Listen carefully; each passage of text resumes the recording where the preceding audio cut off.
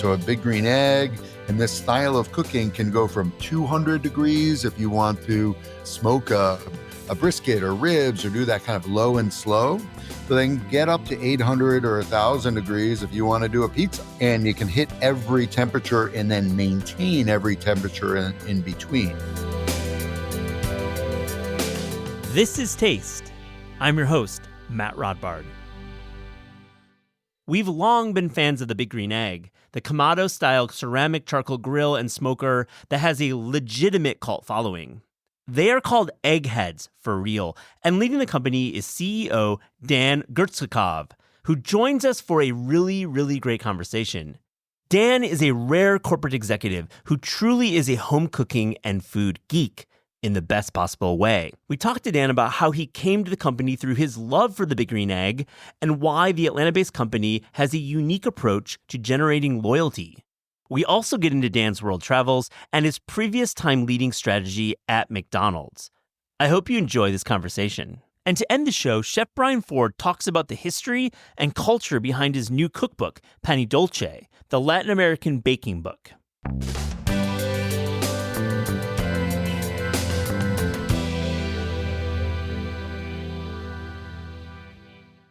Dan Gertsacov, welcome to This Is Taste. This is going to be a lot of fun. How are you? I am excited. Thank you for inviting me on. Well, first, I want to start by kind of just getting into the overview of Big Green Egg, because I think some of our listeners know the brand, but they might not be aware of the history. It has a wide audience. It has a lot of professionals and restaurants. You'll see a Big Green Egg behind your favorite, Japanese yakitori place. Behind your favorite new American restaurant. But then, of course, it's in the backyards of millions of Americans. So tell us, how is it such a unique grill in this very crowded grill market? Yeah, well, what's important is that Big Green Egg really set the standard and was kind of the first of this Kamado-style grill in kind of Western society. The Kamado grill is an ancient tradition that comes from, Japan and Korea from thousands of years ago. What we've done is and this was now 50 years ago, update that ancient tradition with a bit of design and a bit of design technology. And when I say design technology, I'm not talking about, adding a Wi-Fi app in 1974. I'm talking about using ceramics versus clay. I'm talking about making the oxygen flow from the bottom to the top. But this is the concept of Big Green Egg is rooted on thousands of years of tradition of ways that people have been cooking over live fire in a modern context. And that was modern in 1974 and modern in 2024. Now, over the last 50 years, what's happened, and Big Green Egg has become the vehicle for people to make memories, as you described, whether that's a memory at a restaurant and the service they provide, or a memory in their backyard, whether it's that Thanksgiving turkey, that Christmas roast, or just Tuesday night, burgers and hot dogs. It's become the ways that families, friends, and neighbors come together. Now, I get the question, well, what about, is it the same as a gas grill? And the answer is it's not, for two reasons. One, because of the flavor that comes from charcoal versus gas. And this is lump charcoal, which is just carbonized wood. When people think charcoal, they're like, oh, briquettes. Well, briquettes have generally fillers and stuff you don't want on them. If you have to put lighter fluid on something to catch it on fire, you don't want that lighter fluid in your food. So this is carbonized wood or lump charcoal. So that's number one.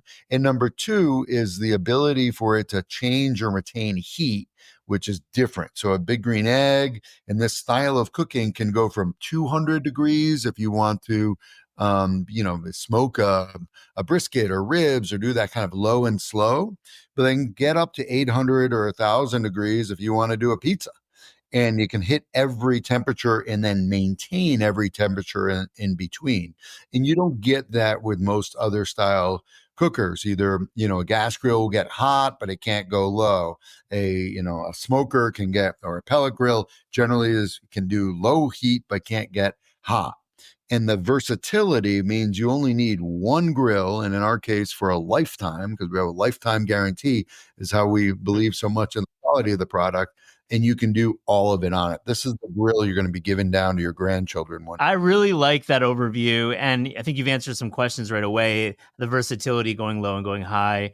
and it really opens up a lot of opportunities for low and slow smoking, or as you said, pizza, or any of the high temperature roasting or grilling that we love. Take us back a little to the history of Big Green Egg when you launched in the 70s. Um, Tell us a little bit about your founder. Yeah, so Ed Fisher launched this business. A great story of entrepreneurship. Was living in Atlanta, Georgia, 40 years old, and wanted to be an entrepreneur. And a friend of his were selling Japanese pinball machines on the West Coast, and convinced him that this was a market in the East Coast. These are called pachinko pinball machines. They've since become collector's items, but in the 70s, this is what you wanted to put in your family room, in your finished basement. And he was selling these from Japan, and on those loads coming over, they loaded some of these Kamado cookers, these clay Kamado cookers. And they were completely new. I mean, there was some of this had been seen in, kind of World War II and the Korean War. Some American servicemen had brought over back some Kamado grills, but there really wasn't a brand or a place to go buy them in the United States. And so Ed Fisher put one of these Kamado cookers outside of his store in Atlanta, Georgia, was a way of driving foot traffic into the store, and said, I'll put out some chicken wings. And if people like the wings, they may come in to try the It pinball always machine. starts with chicken wings, man. I feel like Yeah. that's like a really good choice there. You got to smoke some chicken Yeah, wings. You're going to get some folks in your door. exactly. Yeah, yeah, Exactly. He was a man ahead of his time yeah. here. Yeah. So, and in the 70s, I don't think chicken wings were necessarily as popular as they are today. So he was definitely ahead of his time. But it was what happened, and like any good entrepreneur, people started tasting the wings, and he noticed that people wanted the grill potentially more than they wanted the pinball machine. As gaming and other kind of more technology driven games came into vogue in the late 70s and early 80s. Pachinko pinball machines were out of vogue, but people kept coming back for the wings and what can I do on this cooker. And as an entrepreneur, he pivoted the company. He said, "Okay, I'm going to focus in on these Kamados." Now, the iconic name of the Big Green Egg, and my background is at Google and bigger companies. I was a CMO, so everybody does market research, and we're going to hire this agency to do branding and all these insights. Great. The way they came up with the name is that they had to put out a newspaper ad in the early 80s. And the newspaper guy said, look, you can't call it a Kamado. That Japanese word, nobody understands here. You got to give it a name. And his insight was, well, it's big. I like the color green. It looks like an egg. Let's call it a Big Green. That's it. Ed at his best. He's still around. When I was down at the Eggtoberfest, he was rolling around in a golf cart and talking to a lot of fans. And I wanted to ask him. I didn't get a chance to, but maybe you can answer for him. How do you land on green? And you say he likes the color, but there's something comforting. It feels like it's secure. Obviously, the military uses that color.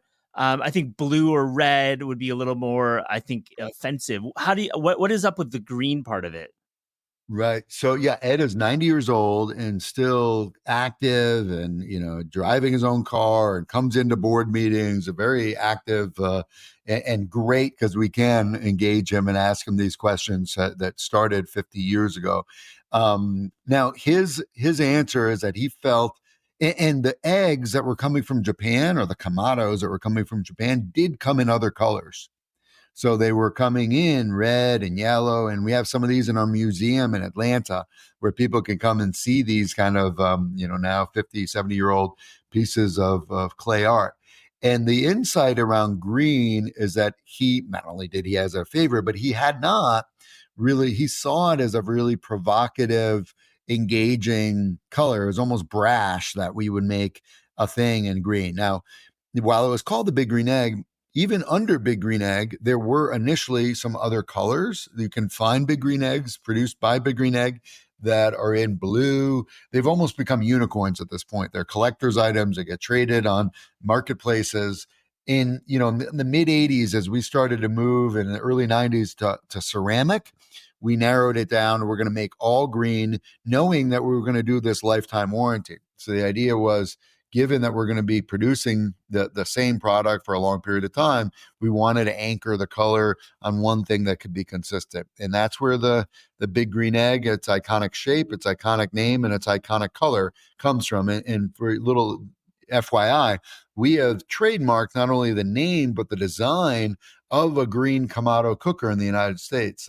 Any Kamado cooker that you may see in the United States, if it's in our color green, would be a trademark violation. Yeah. We've been able, because it's in our name, we kind of control. We have authority over that color in our space. Yeah, you guys have a few attorneys looking at the internet for those, I'm sure. Let's talk a little bit about your unique model for on the retail side, which I learned about when I was down visiting with your team. It's a very cool concept that the Big Green Egg cannot is not sold at like mass market big box hardware stores, the Lowe's and the Home Depots of the world, at least now, but you're focused on smaller retail, more higher touch places where the employees can hand sell these eggs and of course display them That's in these unique ways. Am I correct in this assumption? That's exactly right. The experience that we want for a customer is that when they come in, and this is a considered purchase, right? I mean, you can buy a throwaway grill that you're going to rust out in a couple of years. You can buy that online. You can buy that at, any of those big box stores. But it's not, it's like I said, it's going to be almost recyclable in a few years, hopefully. This is a considered purchase that, like I said, you're going to be giving to your kids and they're going to be giving to their kids. And as a result, people want to know and walk into a store and say, how do you cook on these things? And what we want as Big Green Egg experiences for that, associate to pull out their phone and say, look what I cooked this weekend. And here's what I love to do on my egg. And those experiences are real. Like we have 5,200 dealers across the United States and a couple thousand in 50 other countries around the world. Those experiences are real and they're authentic. They're not getting, an extra bonus if they, pretend to take out a picture. It is a real authentic person sharing what they like to cook and then helping people sort through, okay, how do I deal with lump charcoal? How much do I add? The general questions. Now, the internet has been incredibly helpful for that, right? You can jump on YouTube and get a lot of, explainer videos, but there's still that in real life human connection. You want to go into whether it's your local specialty barbecue store, a pool store, a spa, a local hardware store, and you want to have that local person in your neighborhood. And that's a second piece of it, is not only the customer service, but that connection with the place, with the neighborhood. We believe that is an important value for the company. That's how we've always sold, and that's how we're going to continue to sell. We are the only major brand in the outdoor cooking space that has stayed consistent and true to that go-to-market, to stay loyal to that local dealer, and also have distributors in a territory to make sure that dealer is getting the best support. Yeah, I love it. It's pretty folksy, and that's a good thing in our retail market that is becoming more and more algorithmic in some ways. And I got to meet some of your retailers when I was down in Atlanta at Eggtoberfest, and it's cool. It's like, and my dad, sold furniture locally growing up, and you build that community at these barbecue stores, just like my dad did at his furniture store. And That's right. I want to ask you about online though. I mean, are you selling the Big Green Egg online? What's your strategy online? I'm just curious about that.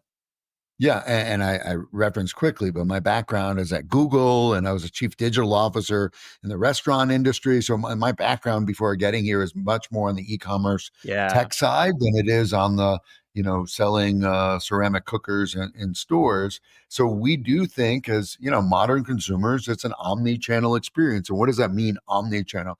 That means you may see something, catch an influencer or some social media with a post, and then you'll do some research, and then you go to your friend's house and see it in real life, and then you do some more research online, and then you get into a store. That may be your journey, or you may be going into a local hardware store to find something else, and you gravitate towards the aisle, and the first time you see it is there.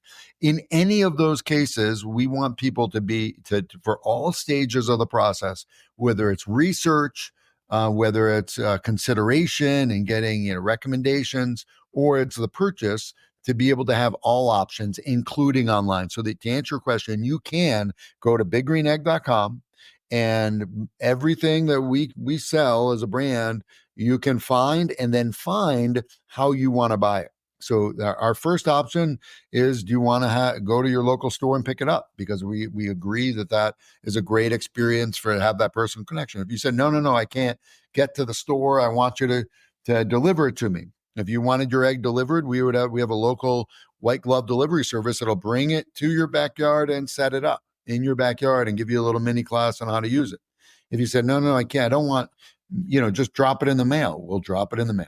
Like, or we can't drop a ceramic grill in the mail, but if you wanted a hat, a spatula, some of the smaller stuff that we sell, we'll do that as well. So Yeah, the whole it's not goal it's is not really a mail kind of Amazon thing. that's right. It's quite heavy. If you ever been around a ceramic grill, they're quite heavy. I want to Yeah, ask you. that's a positive. The heaviness, sorry, is just that is a positive, even though, you got to move them around. This is a lifetime purchase and it's going to retain the heat, given the thickness of that ceramic. Yeah, I like it, Dan. I like the idea of passing it along. I think it's great to invest in quality, and I think our listeners will appreciate that.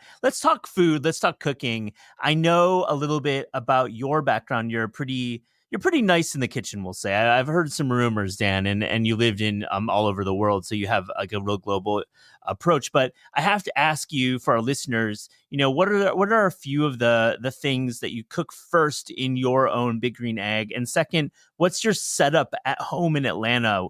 What's your green egg setup? It must be pretty cool.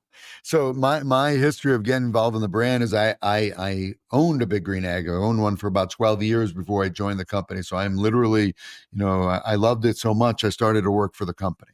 So that and I do, like many of your listeners, I'm a foodie. I thought about in my teenage years of being a chef until I ended up in culinary school after college and realized it wasn't that I wanted to be a chef. I just wanted to be a foodie and I wanted to explore culture through food. And so I've been doing that for the last 25 years in all the places I've lived. And I have a life goal to try to learn 50 cuisines. So I go to a place and learn about their food. And about 10 years ago, I was living in Argentina and got exposed to live fire cooking there. It's a huge part of the culture there, as it is in the US, as it is in really all over the world, South Africa, Australia, every culture in the world puts fire to food. And that's when I started to anchor in on the ritual and the importance and how make making a fire and the patience to prep a meal for your family, friends, and neighbors was an act of love. And I started getting deeper and deeper in that and collecting different styles of grills, from the Argentine open fire Santa Maria grills to the clay cookers they have in Colombia, to Japanese styles. And I wanted a Kamado grill. And when I came across the Big Green Egg community, is what drew me to the product. And so I started working with it. Now, the things that I most like to cook is I am very much, given where we lived in South America for so many years, we are very much a meat and potatoes kind of family. So I do quite a bit of steaks. We do have, while we are in a lot of restaurants, in a lot of steakhouses, we have people consistently say, I don't know why I'm going to go out for a steak. I can make, as good of a steakhouse steak at home that I can go out, and the expense of going out for a steakhouse meal. You can make that with a quality piece of meat and a quality grill like a Big Green Egg.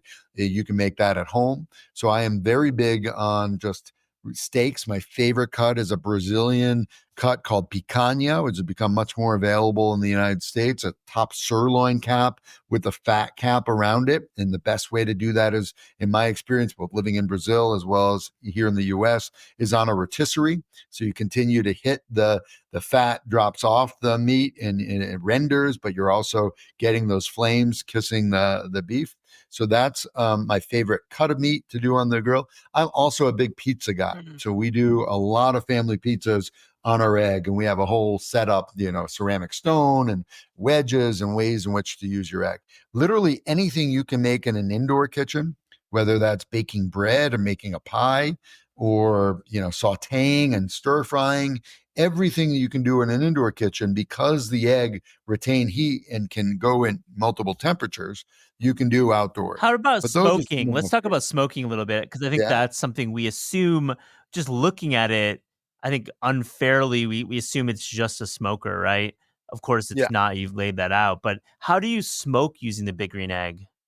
Yeah, I mean, smoking, there's twofold. One is at the temperature, right? So you want to get anywhere between 200 to 275 degrees, 275 a little bit on the hotter side, but you really want to keep that temperature. The sweet spot's like 225.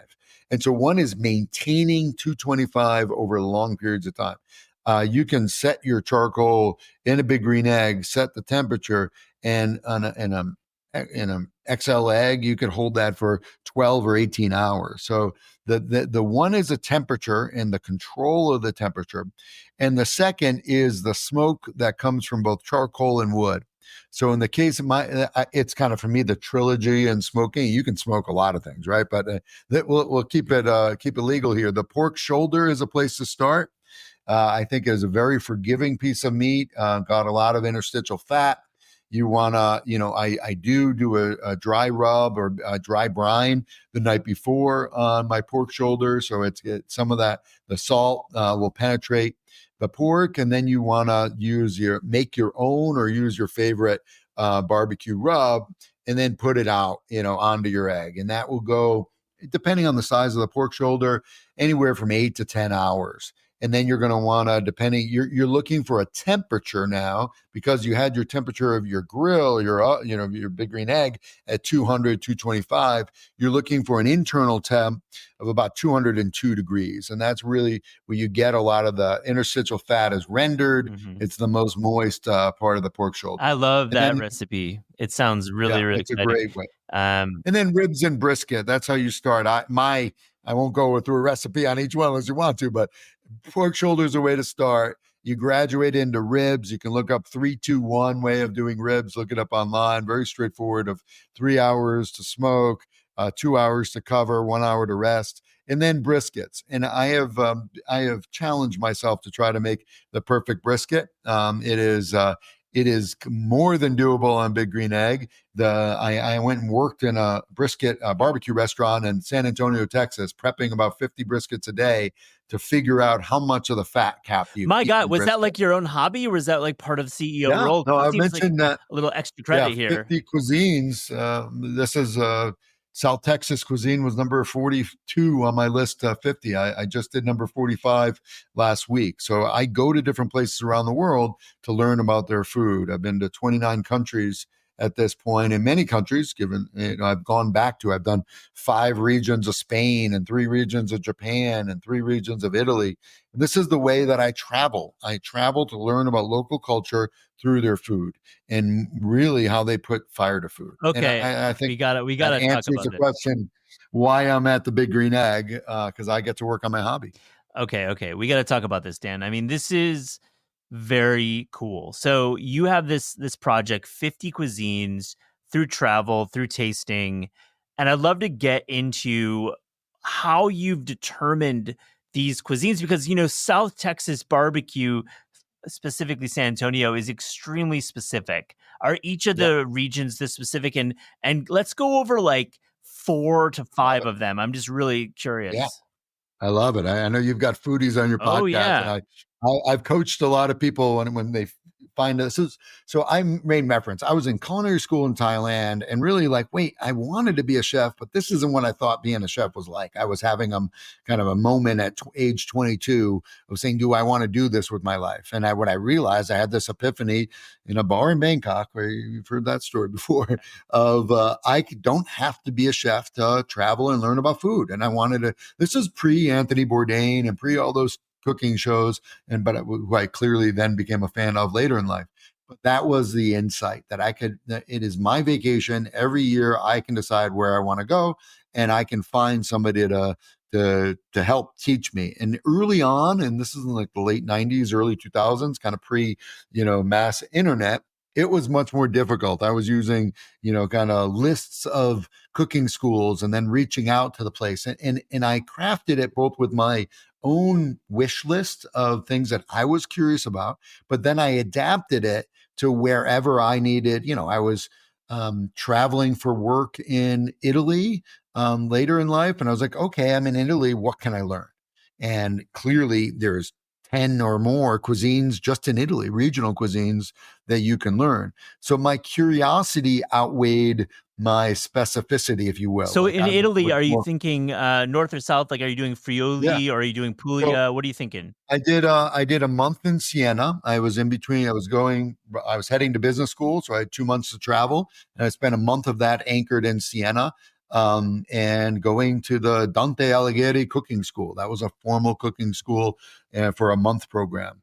I went back maybe 5 years later with then I think we were yet not married, my fiance at the time, and we were in the Amalfi Coast, and we found a cooking school with a friend of mine's aunt from Italy, who was one of the best cooks I've ever, come across. And then 5 years later, we went to Sicily, and I talked to the Airbnb host. Then said, "Is there anybody in your neighborhood that can give me a cooking class?" And she turned to me and said, "Well, my grandmother is the best cook I know. Would you take a class with her?" And so I did. And look, in all of these cases, I am compensating the people. I'm buying the ingredients. But it's part of the fun is going to the market and understanding how what produce to buy and how they pick a tomato, and some of these things is all part of the cultural experience. So I have both gone to places as a destination, but then in the destinations I'm in, express my curiosity. So you asked me for a couple examples.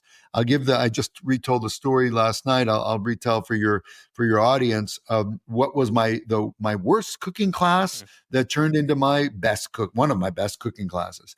And this was in the Fukuoka, Japan, Yeah, which is wonderful an region. island off the That's a great west region. coast. It's an island, Kyushu Island. And I knew I had to be there for work. I've been in the I was in the restaurant industry for about 10 years, and we were in Japan in 2019, pre-pandemic.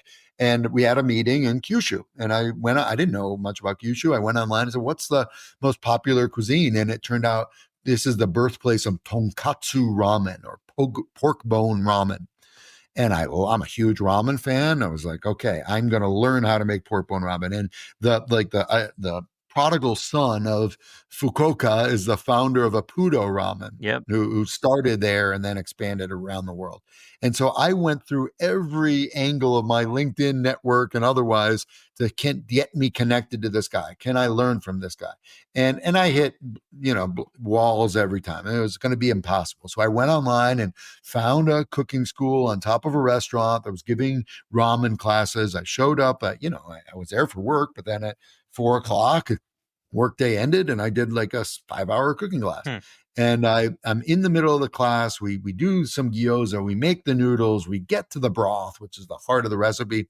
And the teacher was very, let's say, protective of the recipe. Said, "I can't share that with you. It's our generations. It's been in our restaurant and our family. We can't share it." And at that point, I have to admit, I'd been to a lot of cooking schools, but in no cases were people not willing to share. I kind of was like, "Look, I flew 12,000 miles to be here. I'd really like." So I was on this kind of this is one of those unfortunate situations where I came all this way and I'm not going to learn it. And then out of the blue, and this is the world of serendipity. I'd been there for a few hours, but I had not noticed there was like a side kitchen, and a door opens up and a series of chefs come out.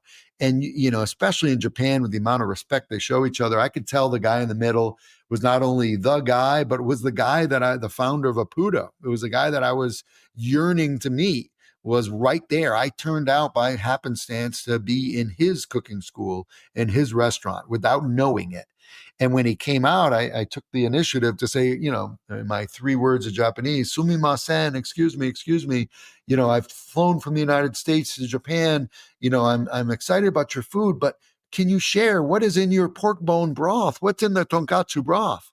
That his teacher wouldn't share with me. And he said, "Oh, of course I'll share it. Come with me." And he spent an hour in the side kitchen teaching me every step along the way of how they make this famed tonkatsu broth. Now, that is the life of travel and serendipity, because if I had reached out to him, if I got it introduced to him, he may have shaken my hand and moved on.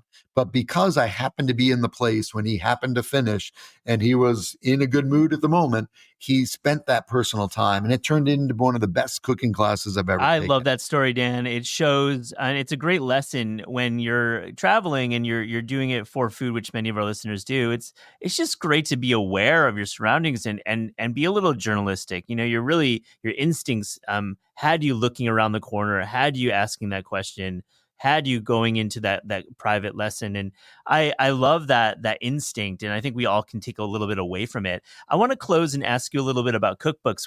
You know, we publish cookbooks here at Penguin Random House, and you're definitely a lesson of the game. I'll do it again. You're definitely a student of the game, and you clearly have a cookbook collection. I'm taking a guess here. Oh yes, I have a major cookbook collection, not only published by folks like yourselves, but my own recipes.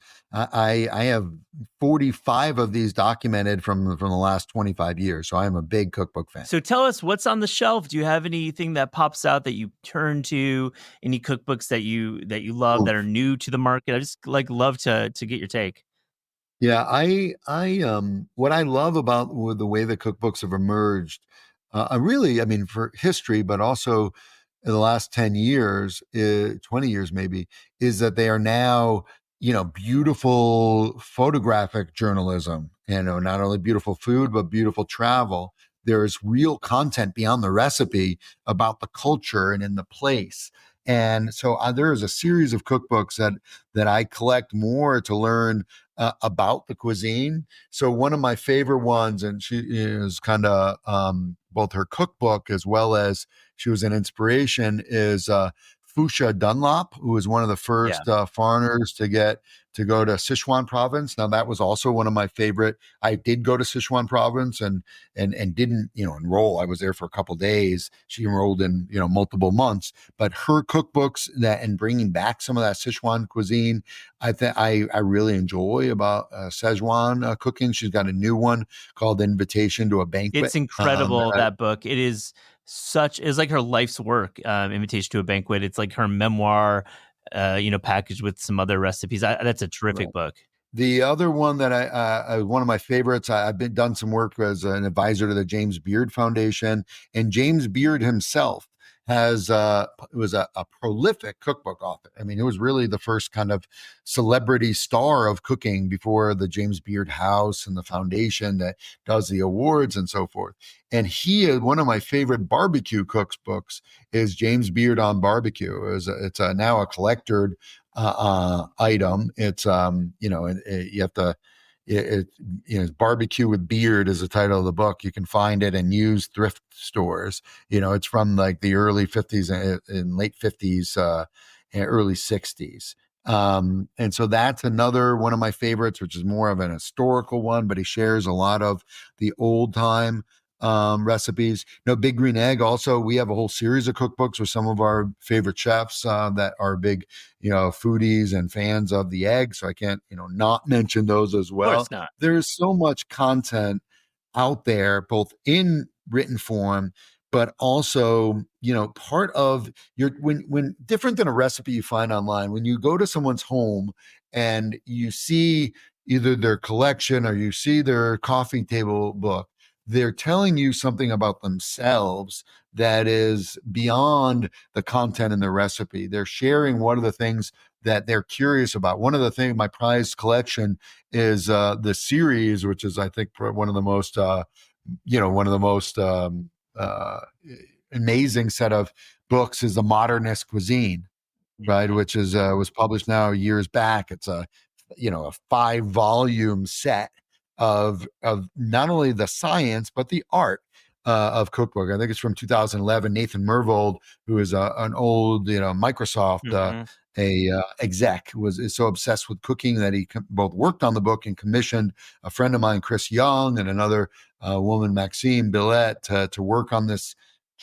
I wouldn't call it a trilogy, whatever I the mean, they've quintet. got it's a 5-part series, and then they've got their big bread book as well, their series. So yeah, modernist. But if you want to learn about the science of cooking, I think the Modernist Yeah. Cuisine And if I go into anybody's home and I see they have the collection, it's like kindred spirits. So it's like this person's in the know. Yeah, it's a good call, and it seems like having that tech background, you probably vibe a lot with the energy around modernist cuisine. I can't let this go, Dan. You spent considerable time working at McDonald's in Latin America, Yeah. and I rarely get the opportunity. I think it's the first time on the show to speak with a senior executive from McDonald's, and I know you're not there now, so obviously you're not speaking for the company now. But I just would love to get your take on how this brand has remained relevant, but also like what do we not quite realize as the common, QP cheese fans, shouts to Yeah. that. I just had one recently. They're quite good. I just would love to get your take. What don't we know about Sure. McDonald's? Yeah, no, and I somewhat fell into that situation. This is now going back to 2014. One of my mentors is a gentleman who's the master franchisee for Latin America. I was living in Bogota, Colombia. I had left Google. I'd been in Latin America. I had done a fintech startup. This gentleman was an investor in the company, and in a conversation, he said, "Look, I want you to come work for me." And my response was, but wait a second, my background's in digital and tech. My hobby is to learn about local food. And no offense, but I haven't been to a McDonald's in 10 years. I don't go to much fast food at all. Like, I'm really about local cuisine. And his response, with a lot of insight, was, your background experience is going to be disruptive. Our company and industry needs disruption. And I'd rather do it from within than do it from outside, or be disrupted from outside. Yeah. And so I joined. That was the his case for me. And I joined as a chief digital officer, and spent 5 years there, and became the chief marketing officer for 2,500 McDonald's, the largest individual franchisee in the McDonald's system. And I ended up having ketchup in the veins. I really I love enjoyed it. my time there, and like you, I didn't know. I kind of had this perception of McDonald's from the States. Now in Latin America, and now I've seen all over the world, McDonald's as a brand shows up in a very locally relevant way. While it's true, a Big Mac is a Big Mac is a Big Mac, and you can get 50, 60, 70% of the menu anywhere. And that's a refuge for some people when they're traveling. 30 to 40% of every McDonald's menu around the world is going to be local. It's going to be adapted to the local taste, a local, whether ice cream was a big business in Latin America for McDonald's, not as big in other parts of the world. We had espresso machines in our McCafe in Argentina, because that's a style, versus drip coffee in Mexico or drip coffee in the McCafes United States. So McDonald's has brand guidelines, but lets the franchisees and in the countries interpret those so that they're relevant. What is true, that it always is focused on, I'm loving it. It's always focused on the experience of that you get at a McDonald's. And I'll just give you one example of one of the things that we did at McDonald's, which is an insight, which was really valuable to our work in Latin America, is that you come at the time, you get out of the airport in Buenos Aires, and there's two billboards you see as you leave the airport. The first is a McDonald's billboard, right behind it is a Burger King. And when I joined as CMO, I was always frustrated, because we'd have a picture of Big Mac, and at the time it was, whatever the inflation in Argentina, I don't even remember what it was. Call it 20 pesos, just for any round number. And that was our billboard, and the billboard behind it from, Burger King. All they had to do was say, Whopper, 19 pesos, right? They would just try to do the same thing, just a little bit cheaper. That was their strategy. And when I took on the role, the insight that I got from working there was, the next billboard was a picture of a son and his dad after a soccer practice, sharing a memory around a Big Mac. Mhm. And then we put making memories for 20 pesos. And the billboard behind it was a Whopper at 19. Burger King could not create them. It didn't have the memory context, the experience context that a We, McDonald's we had. we call that treated in the game. That was a good move, Dan. I enjoy that, and I have to mention Gary Hee's new book, McAtlas, covers over 50 countries worth of McDonald's. The book is coming out this fall, and I hope you can get a copy of it. It's pretty No, I would love that. It's right up my alley. And, incredible. and so McDonald's, the last thing I'll say is that it's a focus on quality, and they are going through something right Yeah, now they are. in the United States. But that is the worst nightmare of any McDonald's franchisee is the nightmare that's playing out because you're working with third party providers. You put in quality standards. You are doing things at scale, and the fact that they're almost those are so few and far between when they happen, that is a testament to the Yeah, quality. And when they do happen, how they can now isolate it to make sure that it's as isolated from a quality standpoint. So they're focused on quality, and even when they do, you're going to serve billions of burgers a day. There's going to be quality issues outside of your control. How quickly they can address it and restore trust in the brand is really a reflection yeah. of the company. Daniel's referencing a recent outbreak in America. There's been a lot of headlines about a foodborne outbreak, but it seems like that might be under control. Last question about McDonald's, the app. I mean, it's really exploded in popularity, and the hard pivot to this app, and really kind of forcing consumers to use the app is a stroke of genius to me. Right. I was on the team, the original digital team. I was representing Latin America, but we were part of the global chief digital officer's extended office, and when the app was designed and how we thought about it. There's a couple of things there, while there are strong incentives to use of the app, it is really about the experience the customer has with on the app and why choose the app. So the same is true with the kiosks, these big iPhone looking, screens that you see. And we had franchisees that would come to us and say, well, wait a second, I made all this investment in the drive through. Why are we having to put out, don't we want to force people through the drive through? Why would we do an app? Why would we do the kiosk? And the answer is we want to provide more options to the customer on whichever of those situations is the most convenient because McDonald's is premium quality at a convenient price and a convenient experience. And so if it's convenient to go through the drive-through, that's what you want to do. If it's convenient to order ahead and have it shuttled out to your car, that's what we want to do. If you want to come in line to the store and order, or even if you want to stay in line, if you don't want a technology experience, you can do that too. And I think adapting first around the customer and second around your operation was what made the McDonald's investment in digital pay such great Yeah. dividends.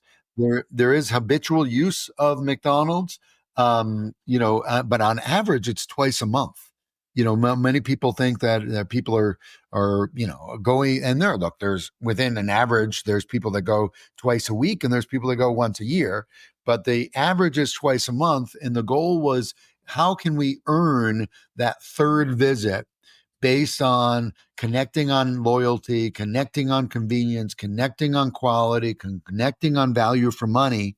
How can we earn that third visit? And that's where the app has really come in. It's been a frequency builder, which is crucial in any retail business, but especially the It's restaurant. major momentum from the app, and I'm super impressed with just the way this heritage brand has really been savvy with digital. So credit to you, Dan. Last question about McDonald's, I swear.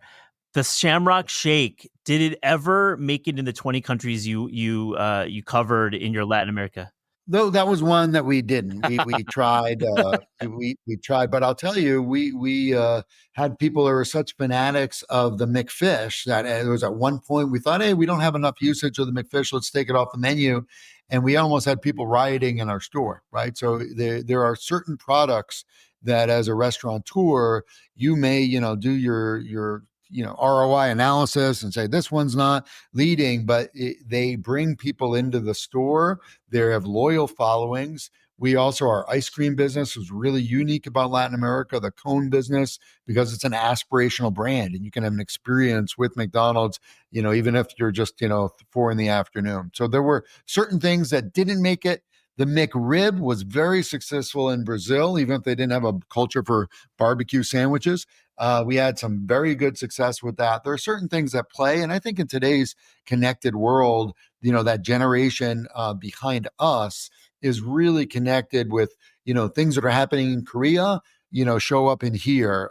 Things that are happening here show up there. If you ever get to Chicago, in the headquarter location, the brand new headquarters in the West Loop of McDonald's, in the basement of the building, they have a McDonald's with food from all over the world. Oh, Dan, So I have been I'd there. encourage you to Don't you look. know? I've made a pilgrimage to this very special McDonald's, the rotating menu of international favorites. I love that. It's definitely within walking distance of downtown or a short Uber ride. I love that you mentioned that.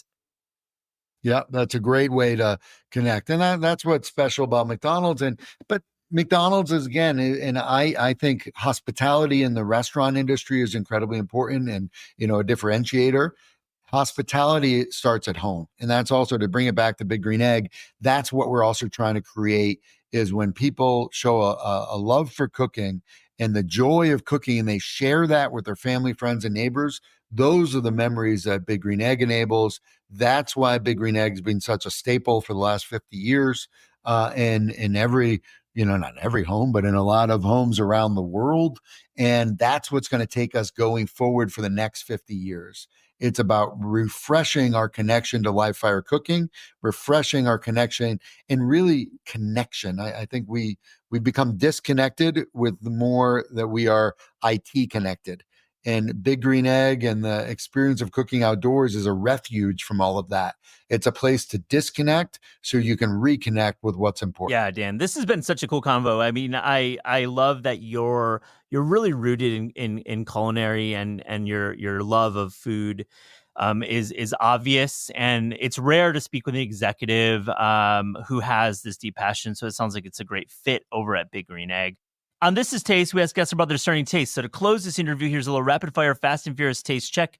Are you ready? I'm ready. The best fruit. A lulo, or a sour sop from Colombia.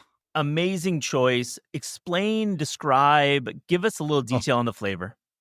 sweet, sour, all the same time. It is the best fruit drink you ever had is a lulala, which is a blended version of this with just enough sugar to cut the sour. But my wife's license plate, my wife's Colombian, my wife's license plate is lulala. So if you see that around Georgia, that's our minivan. That's a very cool vanity plate. Okay, the worst vegetable. Worst vegetable, I am going to go with Brussels sprouts. I like them once, but I don't want to see them on every menu. And it's overshot. I think we have overdone the Brussels The sprouts. ubiquity is annoying. I agree. I just had some great ones from the farmer's market, fresh picked, and when you can get that, they're great. But good call. The ubiquity. The best dessert. I'm going chocolate fondant. Getting that, when you can cut that open and you just get that lava flowing out, that experience, and obviously the taste, a little bit of ice cream, cannot go wrong. Your favorite city outside America to visit for food. Wow. This is a rapid fire. I can't do rapid, but Lima, Peru. Okay, please tell One of us. my favorites. Oh my gosh! So I've spent a lot of time in Peru and done cooking school in the north of Peru, Mancora, and then in Lima itself, you get a combination. Even obviously South American culture, but you get a combination of Japanese. So they have a big, they call it Nikkei cuisine. So beautiful Japanese sushi fusion. Chinese from a chifa, which is a Peruvian version of a Chinese restaurant, with the Andean influence of their potatoes and some of the best, in their case, ceviches, tiraditos in the world. So you get the quality product with this confluence of ethnic influences in one place, and it all becomes Peruvian. It's one of my favorite places. For any of your listeners, I'll follow up with my top five favorite restaurants in Lima, with an incredible foodie scene. I love this. Your last one, your favorite sandwich. Cheesesteak.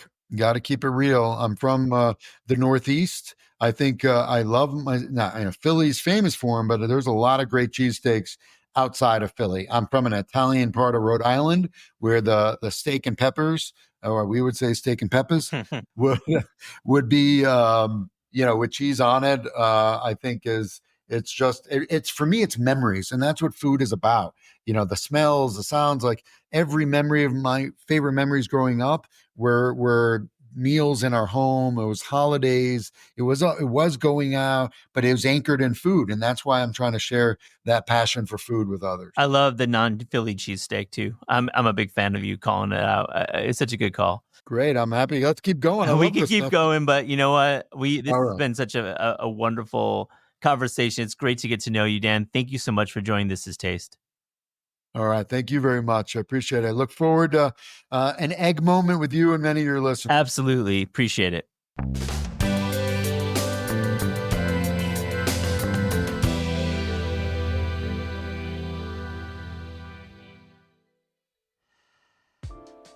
Yeah, my name is Brian Ford. I'm based in New York City. I'm from New Orleans. I'm a TV host, baker, cookbook author, blogger, podcaster. I kind of wear many hats these days, but my second book is called Pan y Dulce, the Latin American baking book. And it's something that is near and dear to my heart, a baking book that captures the soul of Latin American baking traditions. Yeah, there's so many excellent cookbooks out there, and so many of my colleagues have made exceptional books that I'm always honored to be a part of the conversation when it comes to cookbooks. But when I made my first book, New World Sourdough, I really wanted it to be this book in a way, but I wasn't ready to kind of have that expertise of telling the stories of all of Latin America yet. So. Finding the courage to interpret Latin American baking from an artisanal standpoint is something that I found lacking in the baking world. I think just the representation of Black and brown and indigenous hands, and the stories of baking told through the lens of the colonization, and the way that societies and indigenous people were changed and uprooted through the transatlantic slave trade, and all of these things that kind of, morphed into what panaderias really are today. I just felt like it was a good opportunity to use my heritage and my passions to help tell these stories and to get us a seat at the table as high-level artisanal bakers.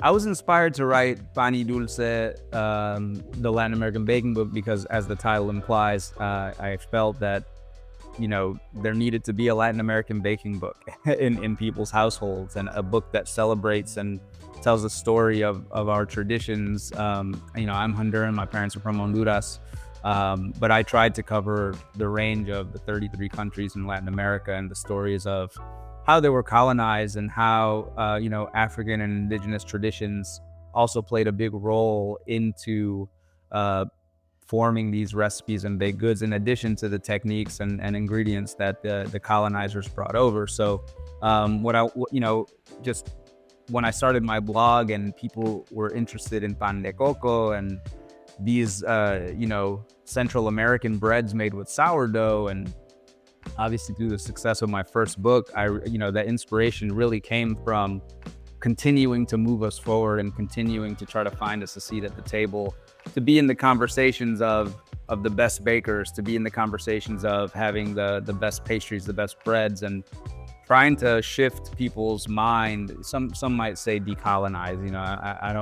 I don't want to say I'm trying to decolonize your mind here, but just to shift the energy, to give the respect that the people of Latino America deserve, because the baking traditions are just so robust. And I wanted to use my skills as a professional baker to try to make fun recipes that are these aren't the recipes directly from all of the doñas and grandmothers in Latino America. These are just told through my lens at the end of the day. So I still have a long journey ahead of me to continue to get more inspiration and evolve my understanding as well.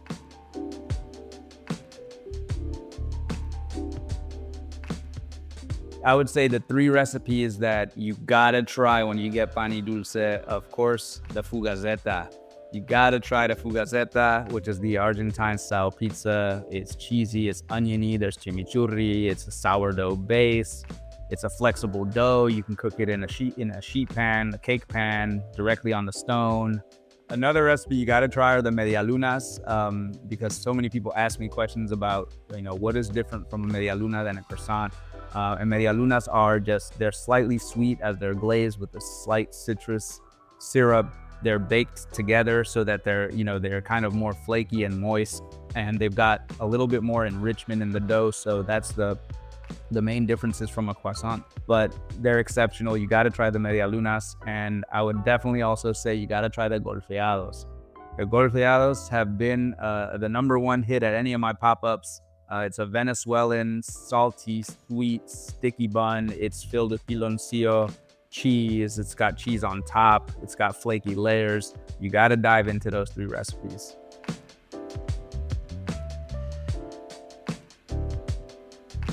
Yeah, whew, man. When I received the book for the first time, I've been working on this book for 5 years, technically a little bit more just in my brain, but it's wild how time flies in reality. At first, it was just called a Latin American baking book.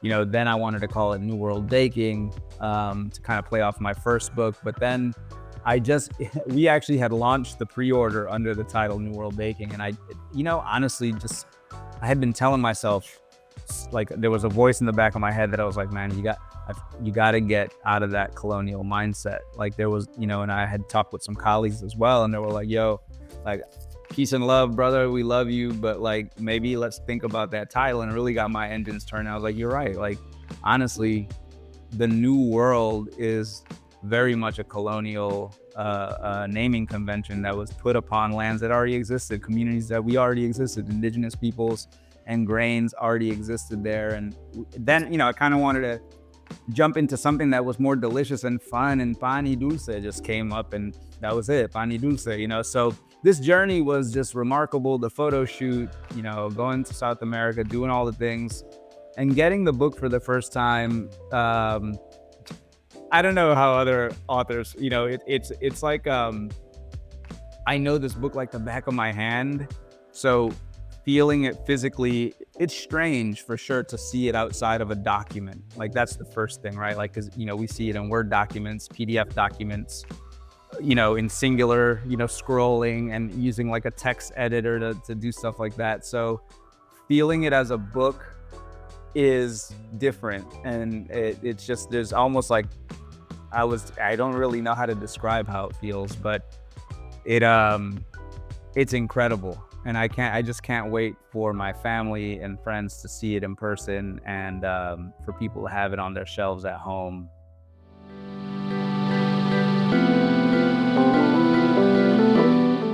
This is Taste is hosted by Eliza Abarbanel and me, Matt Rodbard. The show is produced by Shalia Harris and Pat Stango and edited by Clayton Gumbert. Theme music by Steve Rydell. Visit Taste online at tastecooking.com and make sure to subscribe to our newsletter for updates on all cool things that are happening.